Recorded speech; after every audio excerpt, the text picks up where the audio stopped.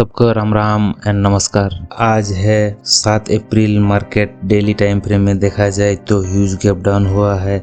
Market सभी support को तोड़ दिया, 4 मार्च का लो को भी तोड़ दिया। उसका पीछे का कारण है इंडियन मार्केट यूएस मार्केट को फॉलो करता है और यूएस मार्केट गिर रहा है। सभी आदमी डोनाल्ड ट्रम्प का डिसीजन पर परेशान है। इतना ह्यूज गैप डाउन में मार्केट में कम क्वांटिटी और प्रॉफिट रेशियो थोड़ा कम रखे तो ही अच्छा है।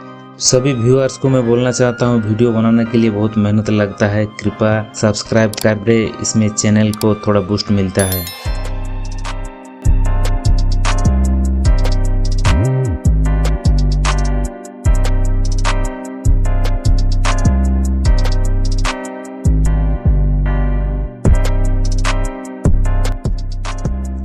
आज मैं शॉर्ट सेल के लिए JWL को चुना हूँ, तो देखते हैं क्या होता है।